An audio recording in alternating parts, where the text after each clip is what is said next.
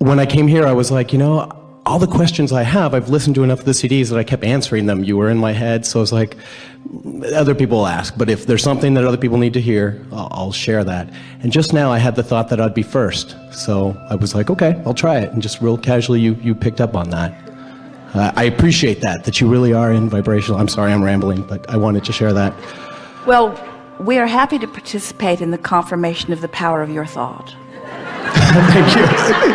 Seriously. Thank you. Seriously, because that is the strongest question that is bubbling within you all day, every day.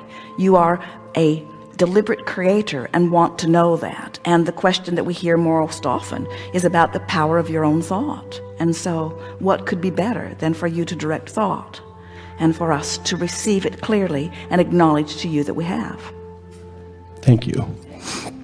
The thing that's been troubling, as I'm learning this, I almost feel like I'm afraid to be sad. Like when negative emotion comes, instead of before where I didn't know, I'd let it run its course. Now there's like this, I can't be sad, I can't be sad, I can't be sad. And so I'm working, trying to get out of it. And a lot of times it works, but...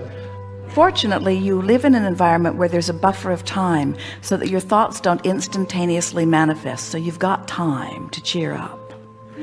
In other words, it's not like sad dead. The other thing that we want to say about that is that, now, we're going to appeal to your logic again. If that were the perspective of the source within you, no one would ever come forth to the leading edge of thought. In other words, you didn't say, I'll go forth into physical, but before I get there, clean up anything that would bother me, because I only want to look around and find things that make me feel happy. And you will never hear us tell you that we think it's a good idea that you put Novocaine in your fingers so that when you touch the hot stove, it doesn't bother you. Oh, good. Yesterday this would have really hurt. Not today. Don't really like the odor, but other than that. In other words, we want you to embrace your emotions, because your emotions let you know, first of all, when you feel negative emotion, it always means you're launching rockets, because you're exploring contrast. We just don't want you to linger in the sadness. We want you to be able to be out in the world and to see things that you don't want or that you don't like, because only in the seeing those could you launch a rocket of improvement about what you do want. We just want you, as quickly as you can, to turn your attention in the direction of what feels better. Do you know that the only bondage that exists is that self-inflicted bondage of having habits of thoughts upon things that hurt when you think about them? And you might be recalling some time before you were so aware of being a deliberate creator that you focused upon things that hurt you. And when your energy is moving as fast as your energy is moving, you've got a fast moving stream. When you focus upon something in opposition, you're going to feel it in a keen way. But don't worry about that. Just in the moment that you are aware that you're doing it, do your best to lift off that thought and find one that feels better. In time, you will come to recognize that nothing can ever hurt you, because you have the power to focus wherever you want to focus. And there are plenty of others outside of you. We refer to them as the peanut gallery, not to be disrespectful, but to disrespect them. No, wait. Just to get your attention about where they fall in terms of importance between your thoughts and their thoughts. Many people who are watching from the outside want to evoke those painful feelings within you, because many people have learned that they can control you through your discomfort.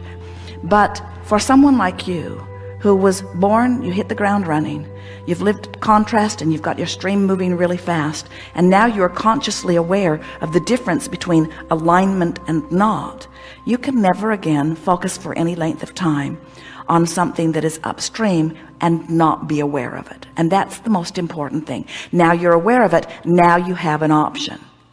So we've been saying to people for a long time, if you've got some negative emotion and you don't notice it, so you don't do something about changing the thought, don't worry, it will get bigger. And if you still don't do something about it, don't worry, it will get bigger. And this is why it gets bigger. So let's say you're focusing upon something that you don't want, which causes you to send off a rocket of what you do want. So right away, there's this contrast within you that you can feel the tension of. So when you look toward what you want, you feel greater ease. When you look back at what you don't want, you feel greater discomfort. So let's say that you're like so many people. You've got this habit of beating the drum of what's wrong. So you beat that drum a little longer. Well, you beat that drum a little longer, you just send off another rocket about what you do want, which makes your stream go faster. But you still got this habit of beating this drum. Well, you beat this drum a little longer, you send off another rocket, which makes this stream go faster, but you still got this habit going on. So the more you focus upon what you don't want, the faster you make your stream go. But the more you focus upon what you don't want, the more you don't go with the faster moving stream. That's why it gets bigger and bigger and bigger and bigger. We want to say to you, don't worry about it. You know too much for it to ever get big enough for there to ever be really negative repercussions. As long as you say, I don't like this feeling and I'm going to do something about it, and then you change the pattern of thought. Just don't listen to the people that are trying so hard to get you to look at everything that's wrong with the world. Do you know, if your news media would give you an accurate accounting of the news in proportion to what's going on in the planet, so that the good news and the bad news are accurately reported, you'd see something go across your screen that would go zzz. You'd say, what was that? That was all the bad news from all around the world today. In proportion to what's going on. Just the fact that your sun comes up every morning is worth so much more than all the bad news. Just the fact that the water stays on your planet and the seeds continue to grow. The vibrational difference between hope and fear is the difference between recovery or not. The vibrational difference between hoping for something and being afraid of something is the difference between letting yourself have your recovery or not, you see. So it's an important thing that you're asking. You say, I'm afraid I'll be sad, but you know what? Fear is worse. I'm afraid. We know that you're not really afraid, but what you mean is, I don't want to be sad, and we don't want you to be sad either, but we don't want you to fear being sad. We want you to say, my emotions are so good, and when I feel strong negative emotion like fear or despair or even sadness, when I feel those negative emotions, it's telling me two really important things. One is, my stream's really moving fast that way. I really want something in direct opposition to what I'm focused upon right now. Those are the two things. I really want that, and I'm focused here. I'm getting something, and I want to make sure that I got this correctly. If I'm in a negative place where before I felt like I needed to hurry and go with the stream, I can stay there for a second. The stream can get faster, and I will release when I feel. And do you know, this is interesting. The longer you stay, your words, in a negative place, the longer you stay in a negative place, you're really going to like this, the faster your stream moves. So that when you do figure out how to let go of those oars, you're going to move quickly in the direction of what you've been asking for. A lot of you are living like that, and frankly, we think you like the drama of it. I might be guilty of that. What you really planned, what you really intended was, I'll mix it up a little. I'll want it, and I'll know what I don't want. I'll know what I do want, and then I'll receive it. And then I'll have a new vantage point, and then I'll know what I don't want, and then I'll know what I do want, and then I'll receive it. And then I'll know what I don't want, and then I'll know what I do want, and I receive it. But drama is fun. We get that. In other words, we know. Esther will say to Jerry, she said to him recently, as they were driving past a beautiful car at a car dealership, I think you should buy that for me. It would make me happy for the afternoon. Because when you become accustomed to feeling good, you don't have that pathos that some of you sort of like. In other words, while you say, I'm afraid that I might feel sad, we say most of you are afraid that you'll feel numbness, and we say, oh, wouldn't be too bad to get numbed into bliss, would it? This we promise you. Life will never stop giving you a reason to want beyond where you are. And when you've discovered the deliciousness of turning in the direction of what you want, so that the inspiration is calling you all the time, that is a sort of riding a wave that is beyond verbal description. We promise you, you won't miss the pathos of negative emotion in your life experience. There are a lot of people who, even with the word want, when we use the word want, we mean desire. And we know technically that want can mean desire something I don't have. I'm wanting for it. But it's just semantics. So some people say, I want that, and they feel blissful in it, like a child who hasn't been taught that she can't have everything she wants, loves wanting. But when you want something and it's laced with doubt, now that wanting is sort of icky. I want it, but doesn't feel nearly as good as I want it and. I want it and it's coming feels far different than I want it, but I can't see how it's going to come. So many people equate the feeling in their belly of wanting something with that yearning, that they don't even quite yet know what the freshness of pure desire feels like, you see. And really, that's what we heard from you when you said, I don't want to be sad. What you're saying to us, even though you're using that terminology, is I want to be a vibrational match to the freshness of who I really am. I want to be who I am. I want to see the world through the eyes of Source. I want to feel the world through the eyes of Source. I want to experience life from my tuned in, tapped in, turned on perspective. And that's what we want for you too. Just restate it differently. Say, I don't want Novocaine in my fingers, and I don't care if something makes me sad because I know what to do about it. I know what to do about it. We want you to be satisfied with where you are and eager for more. And some would say, well, that sounds like a contradiction. How can you be satisfied but still want more? And we say, because you're eternal. You have to leave elbow room for the expansion, which is inevitable, you see.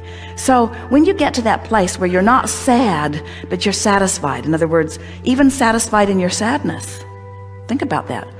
It's good that I have negative emotions sometimes. It keeps me knowing where I am. And there's plenty of thoughts that I've thought along the way that I can't possibly bring them all up to date. So things are going to keep popping up. And as they pop up, I'm going to find a new way of looking at them. Jerry and Esther were in a restaurant in a truck stop the other day. They picked up their new bus, and it's in the parking lot. Did you see it? And as they were having a meal, Esther looked around and she saw so many hard-working people. All around her, hard-working people. One man was so tired, he was holding his head with one hand while he ate with the other. And for a moment, Esther felt sad. She just couldn't look at it without feeling sad. And then she thought, these guys are free. If I wasn't doing this work, I'd be a truck driver. I love the road so much. Nothing is more exhilarating than to get out on the road on a beautiful day like this. It's fun to have some place that you want to be, some place that's calling you. And her sadness went right away. They're independent contractors. They're working the way they want to. They're in charge of their lives.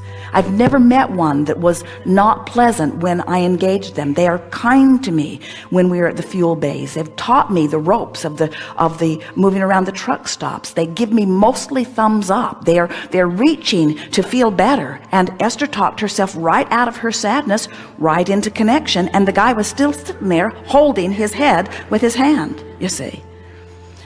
What you're really getting at is you want control of the way you feel without conditions having to change.